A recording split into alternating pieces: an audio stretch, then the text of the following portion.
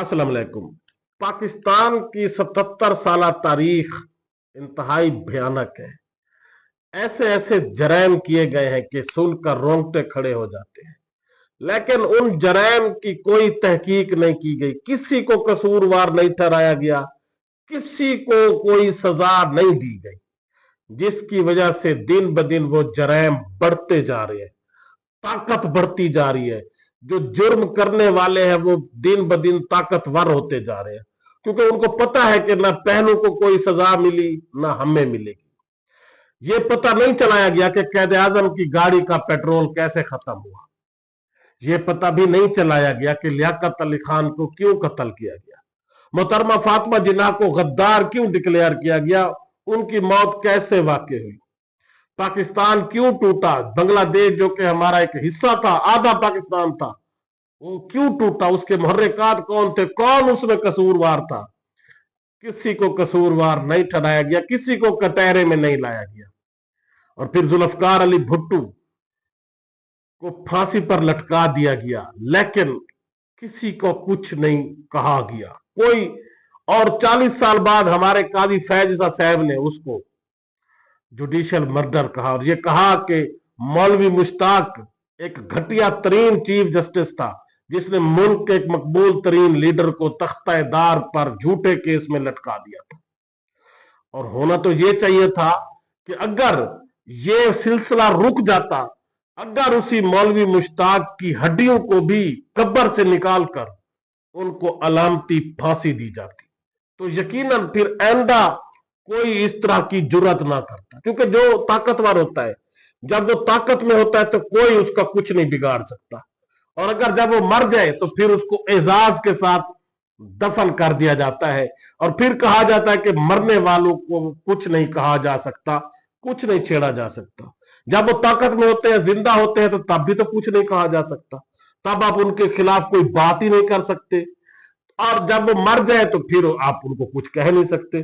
तो फिर ये जुल्म कैसे रुकेगा? ये जुल्म तब रुकेगा कि जालिम अगर जिंदा है आप उसको कुछ नहीं कह सकते, तो मरने के बाद जिस तरह मौलवी मुश्ताक को कसूरवार ठहराया गया काजी फैज ईसा ने कि उसने नाहक भुट्टो साहब का, एक कौम के लीडर का नाहक कत्ल किया, तो फिर मौलवी मुश्ताक को कब्र से उसकी हड्डियों को निकालकर फांसी पर चढ़ाना चाहिए था, ताकि आने वाले कोई भी जुर्म करने से पहले जरूर सोचते कि मरने के बाद हमारी हड्डियों को भी फांसी लगाई जा सकती है।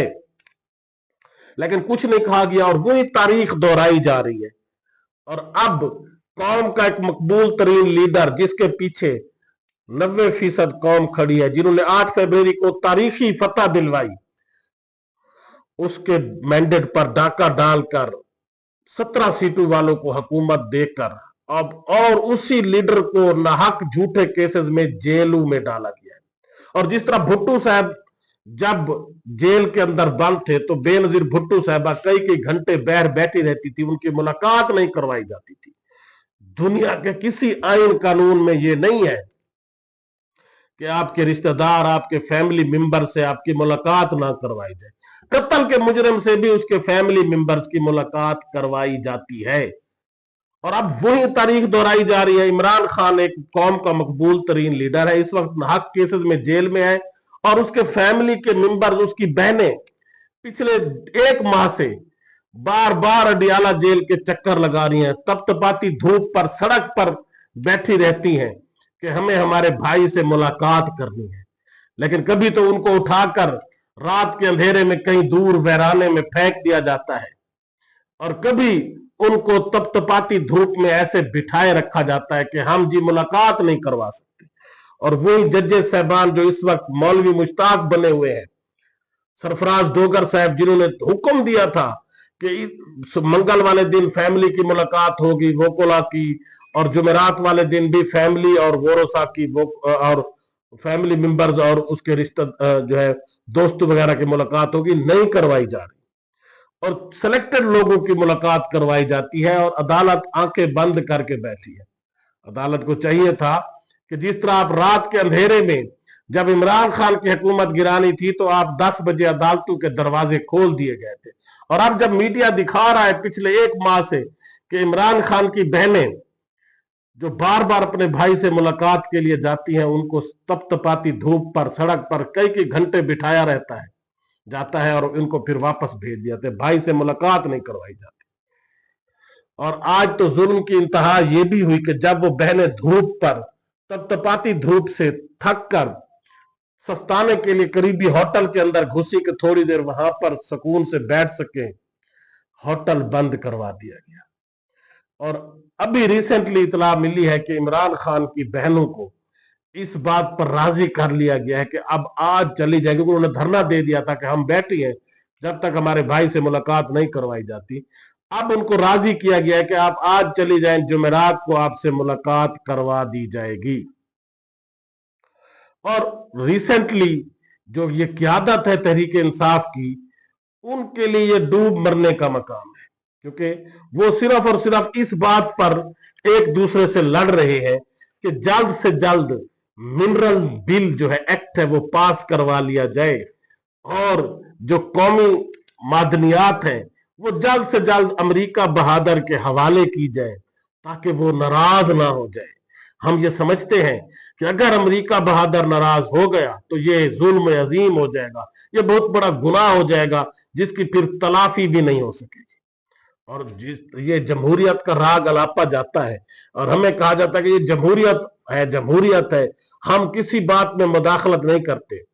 तो जब अमेरिकन वफद आया जिन्होंने मिनरल एक्ट पास करवाना है, तो वजीर आजम साहब तो बेलारूस के दौरे पर थे और वहां से वो लंदन चले गए, लेकिन वो हाफिज साहब से मिलकर वापस चला गया और तमाम मामलात तय हो गए।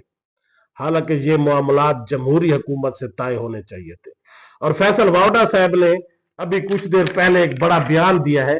उन्होंने कहा कि मिनरल बिल इनका बाप भी नहीं रोक सकता, ये कुछ कर भी नहीं सकते, इनको दस्तखत करने पड़ेंगे क्योंकि ऊपर से ताकतवरों का हुक्म है। इसीलिए अली अमीन गड्डापुर साहब या बाकी भाग दौड़ कर रहे हैं कि जल्द से जल्द ये मिनरल एक्ट पास करवाया जाए। और अलीमा खान ने कहा कि कौम ने इनको मैंडेट दिया है इमरान खान के लिए, और ये इमरान खान को भूलकर उसी कठपुतली फेडरल गवर्नमेंट के गुलाम बनकर जल्द से जल्द मिनरल एक्ट पास करवाना चाहते हैं। ये इनके लिए डूब मरने का मकाम है। और दूसरी तरफ तहरीक इंसाफ की क़यादत बार बार ये भी कह रही है, अभी 2 दिन पहले उन्होंने कहा है कि मुलाकात के लिए जिन लोगों का नाम दिया जाए वो ही जाएंगे, उनके अलावा बाकी लोग नहीं जाएंगे। लेकिन आज फैसल चौधरी साहब का नाम नहीं था, वो चले गए, फैमिली की मुलाकात नहीं करवाई गई, बहनें सड़क पर बैठी रहीं, कोई उनका पुरसाने हाल नहीं था, कोई क़यादत उनके पास नहीं आई सिवाय चंद लोगों के, नहीं मैदर पंजोता या इस तरह के। बाकी जो चंद लोग थे वो मुलाकात के लिए भी भाग कर अंदर चले गए। फैसल चौधरी साहब, बैरिस्टर गोहर, सलमान सफदर और डॉक्टर अली इमरान और मुबशर मकसूद अवान साहब को दाद देनी पड़ेगी कि उनको जाने की इजाजत के बावजूद उन्होंने जाने से इनकार कर दिया कि जब तक फैमिली को नहीं मिल रहे तो मैं नहीं जाता। और अलीमा खान ने यह भी कहा कि जब ये वोकला इमरान खान से मिलकर आते हैं तो हमें कुछ नहीं बताते, हमें कुछ ब्रीफ नहीं करते। बहनें जो कई दिनों से परेशान है अपने भाई की सेहत के बारे में, अपने भाई के बारे में, तो जब ये तहरीक इंसाफ की लीडरशिप के वोकला जो भाग दौड़ करके जल्द से जल्द इमरान खान से मिलकर आते हैं, वो बहनों को एतमाद में भी नहीं लेते, उनको आकर बताते भी नहीं है, उनको तसल्ली भी नहीं देते कि आपका भाई ठीक है, सेहतमंद है, आप परेशान ना हो। ये इंतहाई जुल्म है। ये क़यादत को चाहिए कि जल्द से जल्द मीटिंग बुलाएं और सब लोग इकट्ठे बैठकर आपस के इख्तलाफ भुलाकर जुमेरात के दिन की डेडलाइन दे दें कि अगर इमरान खान की बहनों की मुलाकात नहीं करवाई जाती तो हर किस्म मुज़ाकरात बंद होंगे, हम एहतजाज की कॉल देंगे और ये एक्ट वगैरह हम किसी सूरत में भी पास नहीं होने देंगे। तो यकीनन जब तक ये हुकूमत, ये तहरीक इंसाफ के अपने लोग गद्दारी करते रहेंगे, भाग दौड़ कर जल्द से जल्द डील की कोशिश करते रहेंगे और अपना फायदा सोचते रहेंगे, तो कभी भी ना तो इमरान खान रिहा होगा, ना ही तहरीक इंसाफ का कोई फायदा होने वाला है। तो इनको सोचना चाहिए कि बजाय अपनी दुकानदारी चमकाने की, उस लीडर के लिए सोचना चाहिए, उसकी फैमिली के लिए सोचना चाहिए जो पिछले 600 दिन से जेल के अंदर बैठा है और उसकी फैमिली बहर के धक्के खा रही है। और ये जेल, हमारी अदलिया को भी सोचना चाहिए कि क्या आप एक और मौलवी मुश्ताक बनकर एक और जमहूरी लीडर की कुर्बानी देने के लिए तैयार हो गए हैं? क्या आप एक और सानिया करने के लिए तैयार हैं? क्योंकि मोहरा हमेशा आपको बनाया जाता है। अल्लाह हाफिज।